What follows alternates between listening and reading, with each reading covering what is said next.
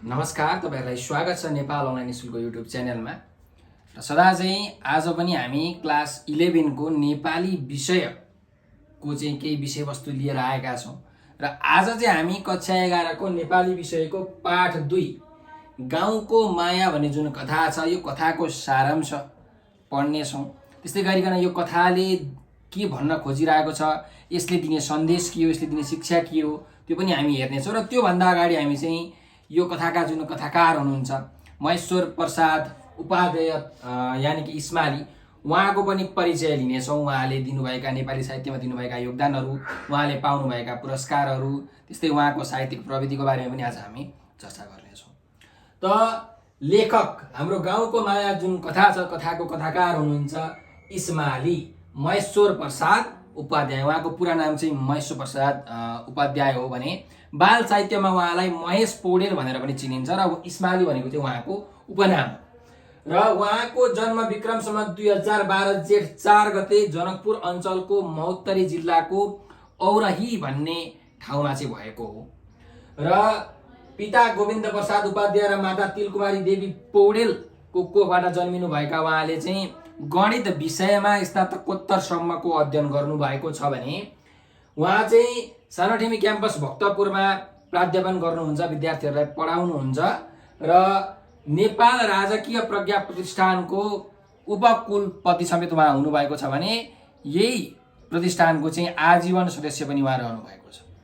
अब उहाँले नेपाली साहित्यमा के कस्तो योगदानहरू दिनुभयो त भन्दाखेरि विशेषतः नेपाली साहित्यको आख्यान विधा र बाल साहित्य चाहिँ क्षेत्रमा उहाँले निकै ठुलो भूमिका खेल्नु भएको छ। अब उहाँको साहित्यिक यात्रा चाहिँ विक्रम सम्वत 2031 सालबाट सुरु भयो। 2031 सालमा चाहिँ ऋणको थिचो भन्ने जुन कथा छ, यो कथा प्रकाशित गरेर चाहिँ उहाँले नेपाली साहित्यमा प्रवेश गर्नुभयो र उहाँले अनेकन कथा र उपन्यासहरू लेख्नुभयो। अब यहाँ हामीले हेर्न सक्छौँ सेतो आतंक, जिरो माइल, उनीहरूको पुरस्कार जस्ता उपन्यासहरू उहाँले लेख्नु भएको छ भने माचो माचो भ्यागुतो, अर्को एउटा पृथ्वी, चिम्पान्जीको चिन्ता, घाम जस्तो छैन घाम, इस्मालीका प्रतिनिधि कथाहरू, यस्ता चाहिँ उहाँका कथाहरू छन्। र नेपाली साहित्यमा यस्तो उपन्यास र कथाको चाहिँ देन दिएकोमा उहाँलाई विभिन्न उपाधि, विभूषणहरूले, पुरस्कारहरूले पनि पुरस्कृत गरियो, जसमा पारिजात सृजनशील पुरस्कार, मैनाली कथा पुरस्कारहरू पर्दछन्। अब कुरा गरौँ इस्मालीको अर्थात् महेश्वर प्रसाद उपाध्यायको चाहिँ साहित्यिक प्रवृत्तिहरू के कस्ता छन् त। उहाँको जुन रचना छ, उहाँको जुन सिर्जना छ, उहाँको जुन लेखन छ, त्यसमा के कस्ता प्रवृत्तिहरू हामीले पाउँछौँ भन्दाखेरि पहिलो, उहाँ एक सामाजिक यथार्थवादी कथाकार हुनुहुन्छ। समाजमा घटेको, घट्न सक्ने खालका जुन यथार्थ कुराको बडो रोमाञ्चक ढङ्गले उहाँले चाहिँ यथार्थ रूपमा प्रस्तुत गर्नुहुन्छ आफ्नो कथामा।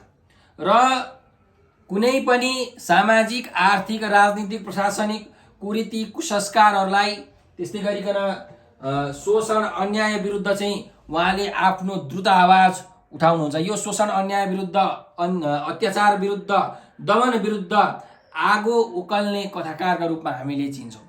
र उहाँ त्यही भएर सुधारवादी र प्रगतिवादी कथाकार हो। कुनै पनि समाजको, कुनै पनि भनौँ न सोसाइटीको चाहिँ समस्याहरू देखाएर त्यसलाई कसरी सुल्झाउन सकिन्छ भन्ने कुराको पनि सन्देश उहाँले दिनुहुन्छ। त्यही भएर उहाँलाई हामी सुधारवादी, सुधार चाहने, प्रगति चाहने चाहिँ कथाकारको रूपमा लिन सक्छौँ। र हामीले भन्ने हो भने इस्माली चाहिँ मनोवैज्ञानिक कथाकार पनि हुनुहुन्छ। कुनै पनि ठाउँको, कुनै पनि स्थितिको एउटा परिवेश चाहिँ समेटेर, त्यहाँको पात्रहरूलाई समेटेर त्यहाँको चाहिँ एकदम सूक्ष्म, सानोभन्दा सानो मनोविश्लेषण गर्ने कथाकारका रूपमा हामीले इस्मालीलाई चिन्ने गर्दछौँ। त यो त थियो हाम्रो कथाकार महेश्वर प्रसाद उपाध्याय यानी कि इस्मालीको परिचय। अब हामी कथामा जाउँ। कथामा छ गाउँको माया, हैन, आफ्नो गाउँको माया। अब यो खासमा चाहिँ मिड वेस्टर्न, हैन, मध्यपश्चिमको चाहिँ तराई भूभागमा घटेको चाहिँ एउटा यथार्थवादी घटना हो। त्यहाँको परिवेशसँग यो मिल्दो जुल्दो छ। अब यो कथामा विभिन्न पात्रहरू छन्, तर मुख्य पात्रको रूपमा कृष्ण नामको एक व्यक्तिलाई उभ्याइएको छ भने दोस्रो मुख्य पात्रको रूपमा चाहिँ परीक्षण भन्ने कृष्णको अर्को बाल दौतरी, बाल सखा, बाल साथीलाई उभ्याइएको छ। अब अरू पनि छन्, यसमा क्यारेक्टरहरू अरू पनि पात्रहरू छन्, जस्तो कि साहु महाजनहरू छन्, ठालुहरू छन् हैन, त्यस्तै फेकन र शनिचर भन्ने पनि छन्। अहिले हामी कुरा गरौँला। अब के हुन्छ भने यो कृष्ण, परीक्षण भन्ने जुन यिनीहरू दौतरीहरू छन्, यिनीहरू चाहिँ एउटै फ्यामिलीको ब्याकग्राउन्डबाट आएका हुन्छन् भनौँ। कृष्ण चाहिँ आफू पढ्नको लागि भनेर चाहिँ सहरतिर गएको हुन्छ र 2 वर्षपछि ऊ आफ्नो गाउँ फर्कदै हुन्छ र गाउँ फर्कँदाखेरि बाटाभरि उसलाई चाहिँ आफ्नो गाउँमा विगतमा बिताएका जति पनि कुराहरू छन्, जति पनि अनुभूतिहरू छन्, त्यो झलझल्ती याद आउँछ। आफ्नो चाहिँ साथीहरू बुधना, बखतबहादुर, परीक्षणलाई उसले सम्झन्छ, आफ्नो बा आमा, आफ्नो टोल छिमेक, आफ्नो गाउँलाई सम्झन्छ, आफ्नो गाउँमा भएका जति पनि नाटकहरू छन्, खेलेका नाटकहरू, मेलापातहरू, चाडपर्वहरू उसले झलझली सम्झिन्छ आफ्नो आँखामा। र ऊ सहर हुँदाखेरि उसको भाइले त्यहाँ चिठी लेखेर उसलाई के भनेको थियो भने, दाजु हाम्रोमा त यहाँ अहिले रोबिनहुड भन्ने नाटक पनि चलिरहेको छ नि। हो, यो भाइको चिठी पढ्दाखेरि चाहिँ ऊ खुसी पनि हुन्छ, तर उसलाई न्यास्रो पनि लाग्छ, किनकि विगतमा जति पनि नाटकहरू भएका थिए, जति पनि मेलापातहरू भएका थिए, ती सबमा ऊ समावेश भएको थियो को, कृष्ण। र यो रोबिनहुड भन्ने नाटकमा ऊ सम्मिलित हुन नपाउँदाखेरि, समावेश हुन नपाउँदाखेरि उसलाई अलिकति न्यास्रो लागेको छ। त्यस्तै परीक्षणले पनि एउटा चिठी लेखेको हुन्छ, जसमा उसले आफ्नो साथी कृष्णलाई भनेको हुन्छ, साथी तिमी त धेरै ठुलो भइसक्यो, तिमी त एकदम पढे लेखेको, हामी अनपढ गवार, तिमी यदि गाउँमा आएर बसिदिएको भए पनि तिमी मार्फत हामीले धेरै कुराहरू सिक्न सक्थ्यौँ, 2-4 नयाँ कुराहरू जान्ने हामीले मौका पाउँथ्यौँ भनेर यसरी परीक्षणले लेखेको हुन्छ। तर यो चिठी पढेपछि कृष्णलाई, म पात्रलाई चाहिँ व्यङ्ग्य हाने जस्तो लाग्छ। तर उसले पछि बुझ्छ कि परीक्षण एउटा सोझो व्यक्ति हो, अरूकोमा चाहिँ खेती किसानी गरेर हली गोठालो बसेर काम गर्ने खाने व्यक्ति हो, ऊ श्रम गर्छ, उसले एकदमै सोझो हिसाबले यो कुरा भनेको, उसले मलाई व्यङ्ग्य हानेको होइन भन्ने कुरा उसले बुझ्छ। तर पनि यो कुरा सुनेर, यो चिठी पढेर चाहिँ कृष्णलाई कता कता गाउँबाट छोडिएर जुन पीडा छ, त्यो पीडाको बोध भएको छ, एकदम दुःख प्रकट उसले गरेको छ। र यसरी नै आफ्नो मनमा गाउँका स्मृतिहरू सम्झिँदै ऊ हिँडिरहेको हुन्छ। हिँड्दै पछाडिबाट आवाज आउँछ, जयरामजी कि सुन भाइ भनेर। र उसले पछाडि हेर्दाखेरि उसले आफ्नो मित्र परीक्षणलाई देख्छ। 2 जना साथीहरूको भेट हुन्छ। तर त्यति बेरै परीक्षणले आफ्ना प्रश्नहरू तेर्स्याउन थाल्छ। तिमी कहाँ गएका थियौ यतिका दिनसम्म कृष्ण, तिमी किन आएनौ भनेर अनेकन प्रश्नहरूका बाणहरू चाहिँ परीक्षणले आफ्नो मित्र कृष्णलाई हान्छ। यसमा कृष्ण केही पनि बोल्न सक्दैन, चुपचाप रहन्छ। र केही बेरपछि ती साथी भाइहरू बीच कुरा हुन्छ। ती साथीहरूले चाहिँ सानो हुँदाखेरि सँगै गाई, बाख्रा, भैँसी चाहिँ बाँधमा गएर, खेतबारीमा गएर चाहिँ चराएको स्मृतिहरू सम्झन्छन्। खोला नालामा खेलेको, खोला नालामा बाढी आउँदाखेरि साथीहरू मिलेर चाहिँ अरू तर्न नसक्ने मानिसहरूलाई चाहिँ तराएको, यस्ता स्मृतिहरू उनीहरूले बडो रोमाञ्चित हुँदै सम्झन्छन्। अब सानो हुँदाखेरि चाहिँ कृष्ण अलिकति पढाइमा भनौँ न, उसले चाहिँ कालो अक्षरसँग अलिकति मितेरी गाँसेको हुन्छ, कुराहरूलाई छिटै टिप्ने खालको तीक्ष्ण बुद्धि कृष्णको हुन्छ। त्यसैले उसलाई चाहिँ सहरमा पढ्न पठाइन्छ। तर परीक्षण चाहिँ पढ्नबाट ऊ वञ्चित हुन्छ भनौँ, किनकि परीक्षणको बुवा, पछि परीक्षणको हजुरबुवा, परीक्षणका जुन पुर्खाहरू छन्, बाजे बराजुहरू छन्, ती सबै खेती किसानी गरेर हली गोठालो बसेरै आफ्नो गुजारा चलाइरहेका हुन्छन्। र यही कुरा उनीहरूले आफ्नो पछिल्लो पुस्ताहरूलाई पनि हस्तान्तरण गर्दै आइरहेका हुन्छन्। र यही बेलामा कुराकानी हुँदै जाँदाखेरि परीक्षणले भन्छ, साथी हाम्रो गाउँमा त 3वटा पार्टी भयो। अब यो के पार्टी हो त, हामी अलिकति बुझौँ भाइ बहिनीहरू। एउटा पार्टी हो साहु महाजन ठालुहरू, धनी मानिस व्यक्तिहरूको। अब हाम्रो गाउँमा हामीले पनि देखेका छौँ हैन, धनी मानिसहरू हुन्छन् एकदम, जसलाई हामी साहु भनेर भन्छौँ, महाजन भनेर भन्छौँ, ठालुहरू भनेर भन्छौँ। उनीहरूसँग चाहिँ धेरै जग्गा जमिन हुन्छ र तिनीहरूलाई हामी सम्पन्न वर्ग भन्छौँ, सबै कुरा पुगेको सम्पन्न वर्ग।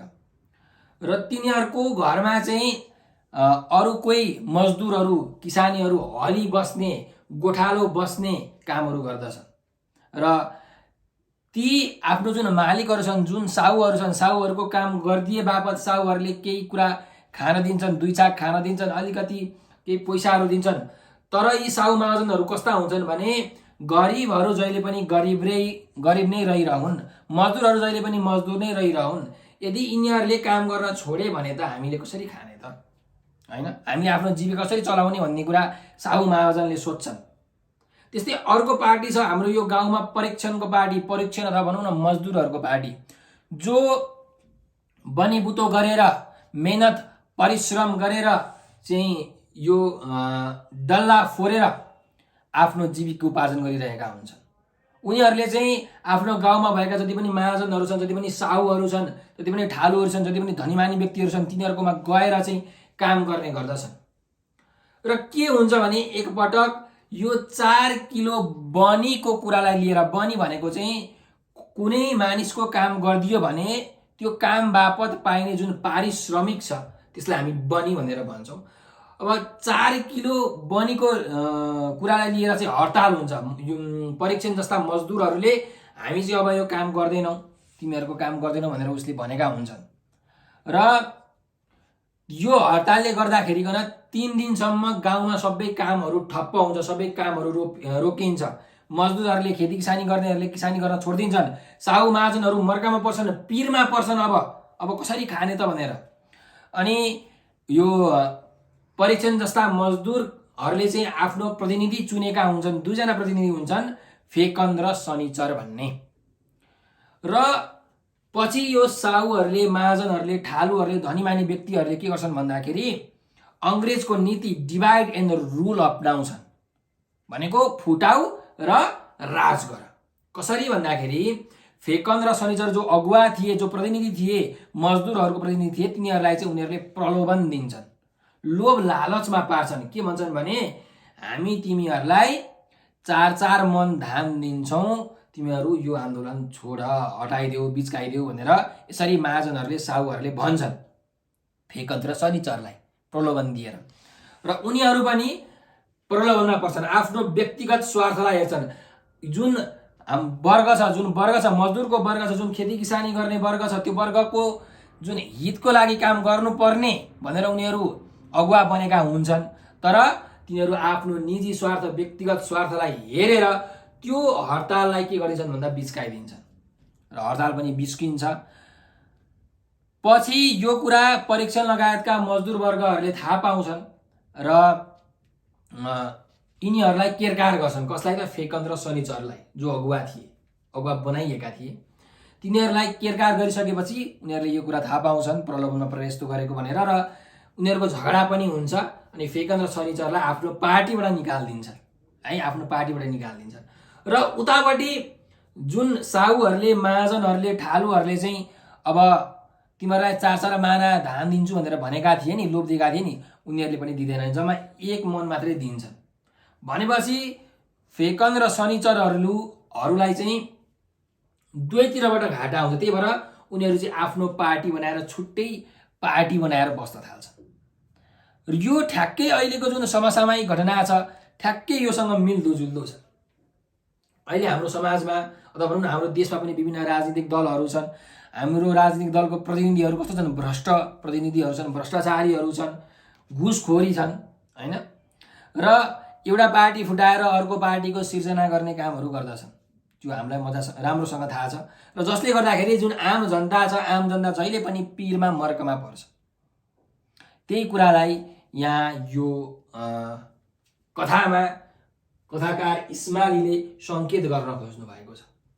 त्यस्तै गरिकन अन्त्यमा यहाँ परीक्षणले आफ्नो मित्र कृष्णलाई के भन्छ भने यदि तिमी चाहिँ हाम्रो लिडर भइदिएको भए, तिमी हाम्रो प्रतिनिधि भइदिएको भए, फेकन र शनिचरको ठाउँमा तिमी भइदिएको भए आज हामीलाई कसैले पनि ठग्न सक्दैन थियो। हामीले आफ्नो हक अधिकारको लागि लड्न सक्थ्यौँ, बोल्न सक्थ्यौँ। त्यसैले तिमी यही गाउँमै बस्नुपर्छ, यही गाउँकै लागि केही गर्नुपर्छ, आफ्नो जन्मभूमिलाई नै तिमीले आफ्नो कर्मथलोको रूपमा प्रयोग गर्नुपर्छ भनेर यसरी उसले सम्झाउँछ। परीक्षाले भन्छ भनौँ न कृष्णलाई यो कुराहरू भन्छ, सम्झाउँछ। र यही क्रममा जाने क्रममा पनि परीक्षणले कृष्णलाई के भन्छ भने गाउँको यो जुन घटनाहरू छ यो घटनाहरूलाई समेटेर एउटा नाटक तिमी लेखिदेऊ, हामी यो आउँदो मेलामा नाटकहरू बनाउँदैछौँ, नाटक खेल्दैछौँ र गाउँको जुन घटनाहरू छ यसलाई हामी आम नेपाली जनतालाई देखाउन चाहन्छौँ, गाउँलेहरूलाई हामी देखाउन चाहन्छौँ, जसबाट उनीहरूमा पनि केही शिक्षा आओस् भनेर उनीहरूले सोचिरहेका हुन्छन्। र यो कुरा उसले राखेर यो कथाको अन्त्य हुन्छ। खासमा भन्ने हो भने यो कथा चाहिँ यही दुईजनाको जुन संवादात्मक शैलीमै, संवादमै यो कथा सकिएको छ। तर बडो रोमाञ्चक ढङ्गले कथाकारले यहाँ जुन नेपाली समाजको जति पनि समस्याहरू छन्, एउटा मध्यपश्चिम तराई भूभागको समस्याहरू छन्, खेती किसानी वर्गहरूको, त्यो समस्यालाई बडो रोमाञ्चक ढङ्गले निकाल्नु भएको छ। जहिले पनि सम्पन्न वर्गहरूले, धनी मानी व्यक्तिहरूले चाहिँ विपन्न वर्गहरूलाई हैन, गरिबहरूलाई ज्याला मजदुरी खेती किसानी गर्ने व्यक्तिहरूलाई चाहिँ अन्याय गर्छन्, अत्याचार गर्छन्, शोषण दमनमा उनीहरू जहिले पनि पर्दछन्। त्यस्तै अर्को समस्या यो कथामा के देखाइएको छ भने पार्टीका जो अगुवाहरू छन् ती भ्रष्ट हुन्छन्, भनेको प्रलोभनमा पर्छन्, लोभमा पर्छन् र त्यही भएर तिनीहरू भ्रष्ट हुन्छन्, भ्रष्टाचारी हुन्छन्, घुसखोरी हुन्छन्, जसले गर्दाखेरि आम नेपाली जनता, आम गाउँलेहरूलाई के पर्छ त भन्दाखेरि असर पर्छ हैन। त्यस्तै गरिकन जहिले पनि हामी चाहिँ साहुकै महाजनकै दास भएर बस्नुपर्ने हैन। अब अहिले पनि त राजनीतिक पार्टीका जुन प्रमुख मानिसहरू छन् तिनीहरूकै हामी के गरेर बस्छौँ त, हजुर भनेर बस्छौँ हैन, उनीहरूकै म पाइ तपाईँ गरेर तपाईँ भनेर बस्छौँ। त यस्तो जहिले पनि उनीहरूको कृपा पात्र भएर बस्नुपर्ने हो। अब यस्तो कुरालाई केले अन्त्य गर्न सक्छ त भन्दा शिक्षाले। यो जुन कथा छ यो कथाको मूल सारभूत कुरो भनेको शिक्षा हो। शिक्षाले जस्तो सुकै अन्धकारलाई पनि हटाउन सक्छ। अब हामीले यो कथाबाट के कस्तो शिक्षा पाउन सक्छौँ त, के कस्तो सन्देश पाउन सक्छौँ त भन्दाखेरि शिक्षित मानिसले नै आफ्नो गाउँको विकासमा लाग्नुपर्छ। अहिले हाम्रो जुन नेपालको परिवेश छ, मानिसहरू पढ्छन् अनि विदेशतिर होमिन्छन्, अस्ट्रेलिया, कोही अमेरिका, कोही क्यानाडातिर जान्छन् हैन। आफ्नो जुन ठाउँ छ, जुन आफू हुर्केको जन्मेको खेलेको ठाउँ छ, त्यसलाई त हामीले विकास गर्नुपर्ने हुन्छ नि त हामी शिक्षित व्यक्तिहरूले। त शिक्षित व्यक्तिहरूले जहिले पनि आफ्नो गाउँको, आफ्नो ठाउँको, आफ्नो देशको विकासमा लाग्नुपर्छ भन्ने शिक्षा हामीले यो कथाबाट प्राप्त गर्न सक्छौँ। त्यस्तै फुटको होइन जुटको शक्ति हुन्छ भनेको टुक्रिएर कहिले पनि शक्ति बन्दैन, जोडियो भने, एकजुट भइयो भने एकतामा बल हुन्छ। जसरी एउटा औँलाले केही पनि गर्न सक्दैन तर यही औँला मिलेर जब एउटा हात बन्छ यस्तै धेरै कुरा गर्न सक्छ। त्यस्तै अर्को एउटा यसको सन्देश के बन्न सक्छ भन्दाखेरि कुनै पनि वर्गको हितको लागि, सामूहिक हितको लागि हामीले आफ्नो निजी स्वार्थ, आफ्नो व्यक्तिगत स्वार्थलाई त्याग्नुपर्छ भन्ने सन्देश पनि हामीले यो कथाबाट प्राप्त गर्न सक्छौँ। त्यस्तै गरिकन आफ्नो जन्मभूमिलाई कर्मभूमि बनाउनु पर्ने हुन्छ। जुन आफ्नो जन्मेको ठाउँ छ, हुर्केको ठाउँ छ, त्यसलाई नै आफूले आफ्नो कर्मभूमि, कर्मथलोको रूपमा चाहिँ कर्मथलो बनाएर काम गर्नुपर्ने हुन्छ। भनिन्छ नि जननी जन्मभूमिश्च स्वर्गदपि गरीयसी। आफूलाई जन्म दिने माता र आफ्नो जन्मभूमि भनेको स्वर्गभन्दा पनि प्यारो हुन्छ। त यो उक्तिलाई मनन गरेर जहिले पनि आफ्नो जन्मभूमि प्रतिको जुन कर्तव्य छ त्यो कर्तव्यलाई हामीले पुरा गर्नुपर्दछ। र विपन्न वर्गहरू जहिले पनि एक ढिक्काहरू हुनुपर्दछ र एक ढिक्का भएर काम गर्नुपर्दछ, आवाज उठाउनु पर्दछ। अन्याय, अत्याचार, दमन, शोषण, उत्पीडन यस्तो सहनु हुँदैन। संविधानमा पनि यस्ता विभिन्न कुराहरूको उल्लेख गरिएको छ। संविधानले, कानुनले तपाईँहरूको कुरा सुन्छ, तर चुप लागेर डराएर नबस्नुहोस्, आफ्नो आवाज बुलन्द बनाएर उठ्नुपर्छ भन्ने शिक्षा पनि हामीले यो कथाबाट प्राप्त गर्न सक्छौँ। भने शिक्षा नै परिवर्तनको प्रमुख आधार हो। उचित शिक्षा भनेकै परिवर्तनको, समाज परिवर्तन गर्नुपर्ने छ भने शिक्षा नै त्यसको मूलभूत आधार हो, प्रमुख आधार हो, मेन आधार हो, मेन बेस हो भन्ने कुरा हामीले यो कथाबाट यो शिक्षा प्राप्त गर्न सक्छौँ। त यो थियो हाम्रो गाउँको माया भन्ने जुन कथा छ, यो कथाको सारांश, यसबाट पाइने शिक्षाहरू, लेखकको परिचय इत्यादिहरू। हजुरहरूलाई यो भिडियो कस्तो लाग्यो कमेन्टमा प्रतिक्रिया दिन भने नबिर्सनु होला। र हामीले हजुरहरूको लागि भनेर क्लास 1 देखि कक्षा 1 देखि ब्याचलरसम्मका सबै विषयका, सबै सब्जेक्टका, सबै टपिकहरूको भिडियो बनाएर युट्युब च्यानल नेपाल अनलाइन स्कुलमा हालेका छौँ। सो तपाईँहरूले यो भिडियोहरू हेर्न सक्नुहुन्छ। युट्युबमा गएर नेपाल अनलाइन स्कुल भनेर टाइप गर्नुहोला र हरेक क्लासको तपाईँले सब्जेक्टहरू हेर्न सक्नुहुन्छ। त्यस्तै फेसबुकमा, टिकटकमा, भाइबरमा पनि हाम्रो नेपाल अनलाइन स्कुल भन्ने एकाउन्ट छ, जसमा हामी हरेक दिन नयाँ नयाँ कन्टेन्टहरू, नयाँ नयाँ भिडियोहरू हालिरहेका हुन्छौँ। त्यस्तै गरिकन बेला बेलामा हामी लाइभ क्लासमा पनि आइरहेका हुन्छौँ, जसले गर्दाखेरि तपाईँहरूले आफ्नो समस्याहरू हामीलाई राख्न सक्नुहुन्छ, आफ्नो प्रब्लम्सहरू हामीलाई सुनाउन सक्नुहुन्छ र त्यो लाइभ क्लासबाट हामी तपाईँहरूको प्रब्लम सुल्झाउने प्रयत्न गर्नेछौँ। र कृपया हाम्रो युट्युब च्यानललाई सब्सक्राइब गर्न नबिर्सनु होला। टिकटकमा, भाइबरमा र फेसबुकमा पनि हामीलाई फलो गर्नुहोला, किनकि हामीले लाइभ क्लास गरेको नोटिफिकेसन तपाईँको मोबाइलमा आउँछ नि त। तपाईँले यदि सब्सक्राइब फलो गर्नुभएको छ भने र तपाईँले हाम्रो भिडियोहरू हेर्न सक्नुहुन्छ। र यदि तपाईँहरूलाई कुनै पनि क्लासको, कुनै पनि सब्जेक्टको भिडियो चाहिएको छ भने सधैँभरि एउटा नम्बर याद राख्नुहोस् है, 9849595895 9845955895। यदि तपाईँलाई कुनै पनि क्लासको, कुनै पनि सब्जेक्टको चाहिँ भिडियो चाहिएको छ भने यो नम्बरको भाइबर, व्हाट्सएप र टेलिग्राममा हामीलाई मेसेज गर्नुहोला। सर मलाई यो क्लासको, यो सब्जेक्टको सबै भिडियो पठाइदिनु भनेर भन्नुहोस्। हामीसँग जति भिडियोहरू छ त्यो सबै भिडियोहरू तपाईँहरूलाई हामी पठाइदिन्छौँ र आफ्नो इक्जामहरूलाई तपाईँले राम्रो गर्न सक्नुहुन्छ, आफ्नो कन्सेप्टलाई क्लियर गर्न सक्नुहुन्छ हैन, आफ्नो ज्ञानलाई बढाउन सक्नुहुन्छ। यति भन्दै म आज चाहिँ तपाईँहरूबाट बिदा लिन चाहन्छु। हस् त, तपाईँहरूले यो भिडियो अन्तिमसम्म हेरिदिनु भयो, त्यसको लागि तपाईँहरूलाई हृदयबाट धेरै धेरै धन्यवाद छ। स्वस्थ रहनुहोस्, व्यस्त रहनुहोस्, मस्त रहनुहोस्।